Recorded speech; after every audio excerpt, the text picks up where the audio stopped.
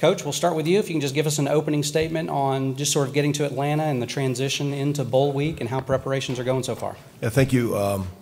Had an opportunity, I think, right after our last game to get a couple light practices, kind of keep guys in the swing of things in that championship week where we thought we'd have a chance to maybe be playing in a top-level bowl. The guys responded great. A year ago, we went to a bowl scenario. I think people questioned the way we're going to play. We practiced well. We've had great practices again this year. So a lot of respect for our leadership, our top guys. We've had good practices. Got in here Sunday. Yesterday was a late start. We're kind of now into Tuesday of game week and had some great prep and looking forward to a great challenge on Saturday. All right, CJ, next for you. Just talk about kind of the event last night and getting settled into bowl week. What were your thoughts on the event at the Hall of Fame last night? It's been a blessing to be down here playing for a national championship. So it's been a goal of mine since I got to school. And last night was fun. Kind of just let things loose and just really enjoyed the time with your brothers. And then playing against them was fun. It was just it was competitive at the same time. It was hard on. It wasn't very competitive like you would think. So it was just having fun and it was a good time. So. All right, Emeka, how about you? You guys dropped the first one, but you came back strong in the second event and were tied at 1-1. Yeah, last night was definitely fun. Just happy to be down here, spending time with my brothers, and getting the team camaraderie going, and kind of just not forgetting what an accomplishment it is to be here. But obviously we're very focused and tuned in on this game, so we're locked in for a good practice today and putting it all on the field on Saturday. All right, thanks, gentlemen. Okay, we'll go ahead and open it up for questions now. Please raise your hand. We'll get a microphone to you. Remember to give your name and your affiliation and to whom you're asking the question. We'll start right over here on the second row. Griffin Strom, Living Warriors.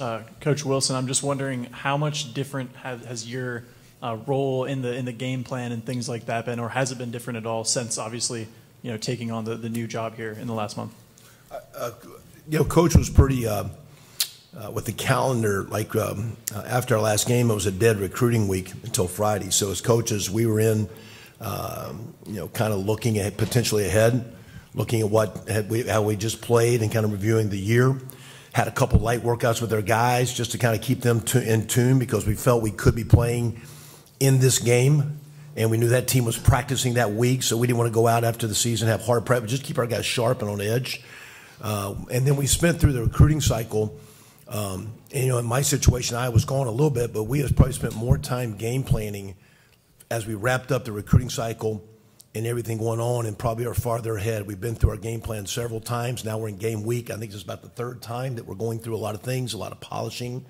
So I think Coach Day was, and Coach Mick with the workouts, but Coach Day was adamant about our preparation, being ahead, and not down here stressing and last minute going through things. We're not, by any means, this is not bowl week. This is playoff week.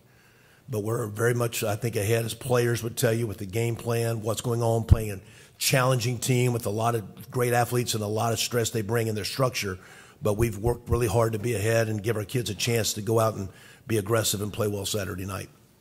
All right, we'll take our next question from all the way back to the left side. Dom Taberi with WBNS TV in Columbus. CJ and Emeka and Kevin, indoor game, weather's not going to be a factor. How much would you think we'll see the ball in the air? Can you give us an idea? And do you see an opportunity there? It's definitely a good feeling, not knowing that you don't have to deal with weather coming from Columbus or the Big Ten, where you're playing the Midwest, the majority of the time, or the East Coast, where weather is always a factor. So whatever it takes to win, I feel like is what we're gonna do. So if that's throwing the ball, if that's running it, if that's having a punt, whatever the case may be, we just want to win the game. So really just focus on that, just execution in those type of scenarios. And yeah, I think that definitely is a good thing to be playing in a really nice stadium. I think the atmosphere would be cool, so just really excited to play in that. All right, staying on the left side here in the third row. Jordan Hill with Dogs 247. Question for Kevin. A lot of talk about Georgia's tight ends, Brock Bowers and Darnell Washington. How unique is that challenge of trying to stop two tight ends of that caliber, and what stands out to you about those two guys? You can hit Coach Knowles, and I just we're all kind of spread offenses. The game has evolved. I think, though, the last 5, 8, 10 years in college ball, if you don't have good tight end play, your quarterback's either going to have to throw it a whole lot or run a whole lot. And I think the tight end position just takes a lot of stress. And we have two of them. You can balance up either side of the formation. You can add width to one side of the formation when you put them in tandem, let alone guys like they have, which we do too, in the way Cade and Mitch and G has played. Those are, I think, the quarterback is what makes it go. You can do what the line can block. The receivers make, and the running backs make the dynamic plays. But I always felt in our world the tight end position connects the offense together. And I think both groups will be huge Saturday night as both teams attack each other. All right, staying on the left side one more time in the back. Yeah, Clay Hall, ABC 6, Fox 28. CJ, keep reading about how you were recruited by Georgia and Coach Smart had an in-home visit, et cetera. How did you regard them? How close was it? Were you high on the Bulldogs? Yeah, I had a great recruitment with Georgia. I went on an official visit, and then I did have an in-home visit with him and Coach McGee. I think it was one other coach too. But yeah, it was they were very respectful. I enjoyed my time up there, met some of the players, and I think some of them still play for them now. So I have respect for them. And I think they have respect for me. I got to see him up at the Heisman with Stetson, so I got to talk to Coach Smart a little bit. He's a good dude, definitely a great coach. So nothing but respect from both sides, I feel. And it's kind of come around full 360 to be playing them now. So I'm excited to do that. And it was close, but I'm glad where I went, and I'll ride with that till I die. So, yeah, they were like second in my recruitment, but I feel I made the right decision to come into Ohio State. All right, right side is stepping up. We'll go right here in the front row. Yeah, Brooks Austin with Dogs Daily. CJ, I'm just curious, a coordinator change midway through the season. How have you and Coach Wilson gone about, establishing being on the same page, and where would you rank kind of your comfortability, just a month in? There's no change. Coach Wilson has been doing the same thing he's been doing since I've been at school. They always find a clean game plan for us, so that's for the outside world that think that's confusing. Or Coach Wilson's been there every time I ask for him or need him or need something. Coach Wilson's there, so it's no confusion. That's probably for you guys. We've been doing the same thing that we've been doing. So, but yeah, he does a great job. I think he'll do a great job at Tulsa, and I told him that. He has that aura of a head coach, so I'm excited for him to go up there and do his thing. All right, we're going to go back over to the left in the third row. Yeah, Jed May with UGAsports.com. CJ, following up on your recruitment by Georgia, what do you remember about kind of the vision that Coach Smart and all them pitched to you for the Georgia offense when they were recruiting you? And when you see their offense now, how different is it maybe than the one you kind of envisioned yourself playing in at one point? It was so long ago. Well, not that long ago. It was like 3-4 years ago. Kind of seems long ago. But, they were more so on the side of passing it a little more, because I think I am dynamic when it comes to throwing the ball down the field, staying in the pocket, working things like that. And, of course, they knew they were getting Darnell, who was in my class. And then they've always had a great defense with Keeley and dudes they had back then. So they were really excited to have an offensive attack as well as a really good defense. So that was kind of the pitch. And then Coach Cooley, who was the quarterback coach at the time, loved how kind of my footwork was and how I could still extend plays and make plays on the run and do things like that. So that was kind of the pitch. All right, next we'll go over here, fourth row on the right. Coach Wilson, Anthony Dasher, UGAsports.com. Just wondering how much you knew of Jalen Carter before you started turning the film on to prepare for this game, and now that you have, what are your impressions? Well, one of the impressions are they have a lot of tremendous players. Always have. I think it just starts with their coaches, the way they recruit, and the emphasis of defense and the passion. A lot of times when you put on tape, you see great players. A lot of time when you put on tape, you see scheme and structure. But sometimes when you put on the great teams, you feel the tape, and you feel those guys on tape, and you feel them on tape. You feel the plays he makes and the way he can impact and influence games. So we have our hands full, not just with him, everyone. It's not like you can turn full focus there because there's other dynamic guys at one-on-one. So it's going to be a fist fight every play. We got our hands full. Just a lot of respect for their structure, the culture of the way they play, and most importantly, you feel their defense. And we're going to have to do our best to make sure that there's a chance that as we're playing, they feel us as we play this game, because it's not going to be a reactionary game. It's going to be an attack game both ways, two guys going at each other. A lot of respect for those guys. Next, far left over here. Doug Robertson, the Atlanta Journal-Constitution. This is for Anyville. Georgia's pass defense gave up a lot of yards to LSU in the SEC title game. Y'all obviously have a lot of talent on offense. Do you feel you could take similar advantage? Emeka, let's start with you this time. I'm very confident in the talent we do have on offense, and I feel like when it comes to us playing any team in the nation, I feel confident with our guys and our ability to sling the rock. So, like CJ said, we're going to do all it takes to win, whether that's running or passing, but we're definitely aware of the talent that we have, and we're going to look to exploit it and make big plays whenever we can. CJ? We got to play Buckeye football, though. LSU do what LSU did. So, I mean, I'm pretty sure they're not just going to let us drop back and just do what we want to do. So, I'm pretty sure they've been watching film on us, make sure that that's something that they stop. And they probably think, oh, I don't know what they think, but I know that that's probably what the outside world thinks, is that since LSU got to throw the ball against them really well, that we'll just go out there and do it. I'm pretty sure that they'll have a plan for that, and we'll have to be on our game just as better as they are. So that was good for LSU, but we got to go play Buckeye football and make sure it happens on Saturday for us. All right. Coach? Yeah, I just think, you look at those stats, but the result of the game was, they won the game by 20. So that wasn't necessarily the formula to win the game. And you want to make plays in both phases, and third down conversions and short yardage conversions, score zone conversions. You look at the history of championship football games, there's not a lot of 9-7, 13-10 ball games. And we got two great defenses going at each other, but there's playmakers on offense, and when you look in the big-time plays, you got to score points. So we got to find a way not to have just yards passing or running. We got to find a way to get the ball in the end zone if we want a chance to win this game. All right, next we'll go halfway back here on the right on the aisle. Dan Matthews, 6A The Fan here in Atlanta. Do you guys feel like you've played a complete game this year, or as close to as possible? And if not, what do you think has kept you from that? All right, start with Coach this time, please. Yeah, we've played well. Complete game. I think you're always chasing perfection, which you never get. Only one perfect thing's been on this world, so you're chasing that. You're chasing it hard, and the game's not a game of perfect.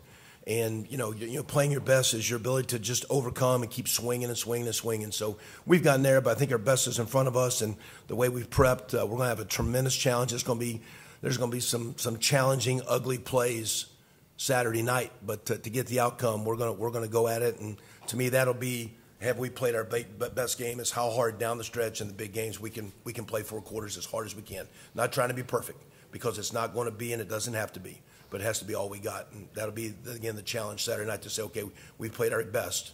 I think we have a quote in our room, the old Theodore Roosevelt, where the critic goes to the one in the arena. I think Saturday night we can look at the arena when it's over and look at these men and say, hey, was that our best, and is that what it takes to win this game? All right, next we'll go on the left side on the aisle. Yeah, Jacob Benj with the Lantern. Just following up on that for Emeka and perhaps CJ, to hear your offense has to play its best football against Georgia, and for Emeka, when you think about yourself and Marvin, your first seasons as starters all the way through, what do you think about when you reflect just playing with Marvin, yourself in the lineup with CJ throwing you the ball? Just when you reflect on the season now that you're here, what do you think of first, and what do you and Marvin have left to show? I think it's all conclusive. We have to play a complete game like you guys were talking about.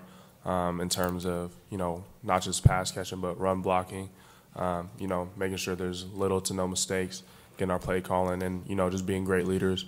We always felt like Zone 6 has been, kind of one of the position groups on the team who has stepped up in big scenarios and made big plays. Not saying that anyone else can't do it, but, sometimes it's, we like to be the guys in those scenarios. So just making sure we're able to make those plays, and because we're all confident in the line being able to hold their blocks, and the running backs doing their job, and CJ being able to be a field general out there. So so what me and Marvin think, we're just continue to stay locked in, and making sure we have everything down pat, and we're going to give it our all on Saturday. All right, next right here in the third row on the right. Charles Odom with AP. For Coach Wilson, Georgia's gone with a committee approach at running back this season, and you have had to utilize your depth as well. How much of that has been by design? How much by necessity due to injury? And can you talk about Mayan Williams and how I understand he's had to deal with a leg injury, how he is for this game. Yeah, it's most of it's been originally by design, but then with the injuries that we've had a couple times, those guys, they've all practiced well. Mine had a really good go yesterday, the most work he's had to date. And as we build through this week, I think we'll see those guys playing well. But I think you need more than one back.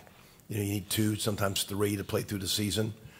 You need it to play through the games at receiver. Emeka and Marvin have got a lot of targets, a lot of notoriety, but they'll tell you we need receiver number 5 and 6 in every game stepping up playing championship football. So, there's not a starting 11 on our football team. We got about 17, 18, 19 guys really contributing at all those key spots. So the running back is a little bit like Georgia's, like a lot of good teams are playing 2 or 3. This year we've had to evolve where some guys have been in and out due to some of the minor injuries we've had. But going into this game, we're at full force, and those guys are going to need to take care of the ball and run as hard as they can. They're going to have to make some tough and some ugly yards in this game to keep us on schedule. All right, we've got time for a few more in this session with this group. Next question. Okay, let's go right here on the right.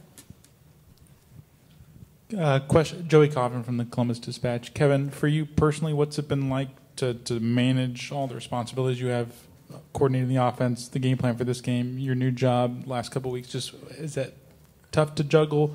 Other coaches I know, like Jeff Halfley did it in 19, but just what's it been like from your perspective? Good. And I don't want to talk much about it because really the recruiting days that we had when the guys were recruiting, I was kind of dealing with the new opportunity. When we weren't recruiting, it was back here like I was here. I've been here since last Thursday. So now, pushing about 12 days directly with the team all the time.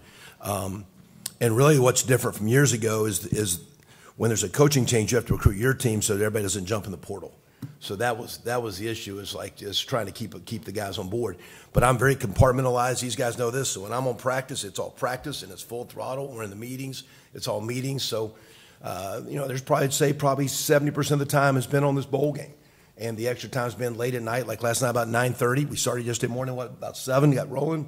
About 9:30 last night, I actually got to a couple things revolving about next year's job. Everything is with these guys. Coach Day's comment was, I am in this position because what these guys have done and the obligation. I said back in preseason, one of our goals was to get here and have a chance to be in this game and to be a part of this, and we want to have success in this game. So it's not been hard. It's been a lot of energy. And the total focus when it's been time to work is on these guys and giving us a chance to play well against a tremendous Georgia defense, and we're ready to roll. All right, staying on the right side in the second row right here. Andy Baxter from Letterman Row. Emeka, just wondering from last year's experience, what did you take away from the Rose Bowl and now playing a bigger role in this offense? How do you take away from that experience and apply that now? It was a little different because, there wasn't as much on the line, I feel. I felt like it was a good game for me to get my feet wet and understand what it's like to play on this scale. But this year is definitely different. I'm feeling more locked in, feeling more focused. And, I'm realizing as the days go on that it's going to take everything that we take, as a team. It's going to be, a hard-fought game to the fourth quarter. I'm not, I don't know what the score is going to be. I can't predict that. But I know that's going to take all 3 phases for us to be able to execute the way that we need to. So that was kind of something that carried on in the Rose Bowl. We were down at half. Had to come out at halftime and have a big second half where we're clicking on all cylinders. And there's going to be a moment in the Saturday's game where we're going to face adversity, and it's going to come down to how we handle that. All right, over here to the left in the fourth row, please. Connor Riley, Dog Nation. This is a question for CJ. Emeka and Marvin both had over 1,000 yards receiving this year. What's made them so successful and helped you, show that you guys are one of the best passing offenses in the country this year? I definitely think their work ethic. Whenever I come into the facility, either they're there or they're coming, and they're coming with me or they're there by themselves on the jugs, and that kind of just shows you what type of work they put in. It's been like that since their freshman year, and I think that's kind of what's been paying off is just the work that they put in, and then really just how smart they are. Like, they pick them on the offense really well. When they first got in here, it wasn't like a slouch from Chris and Garrett, Emeka and Julian and Marvin were the twos that year, and they were just as good or, better at times. I'm not saying they're better than Garrett and Chris, but, they were playing really good football to be freshmen. And I definitely think that when you come in with that type of attitude of like, I'm not just gonna be here and try to learn, I'm gonna be here and dominate. That's when you learn, and that's when you become a great football player. So it hasn't been overnight. They've been good since their freshman year. They just didn't have an opportunity to really touch the field last season. So I definitely, the work that they put in and how they came in with that type of dog mindset has definitely paid off to have success this year and to continue to have success in the future. All right, we've got time, I think, for 2 more. Any other questions? Okay, all the way back in the back, please, on the left.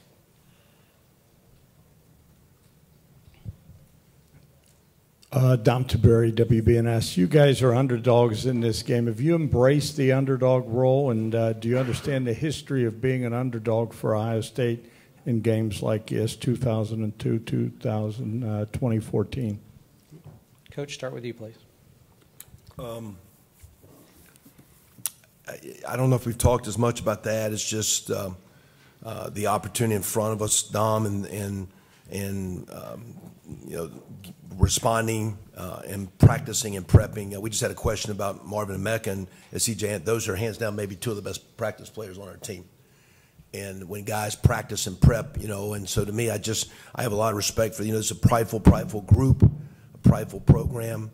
No matter what the underdog or spreads or all that stuff is, I guess, Dom, but I think our guys just take a lot of pride in chasing greatness and the way we prepped and prepared, and I think our guys are looking forward to the opportunity and challenge that Saturday presents. And I just enjoy walking on the field with those guys and the way they go about their business to give ourselves a chance to have success. It's a great group to practice with.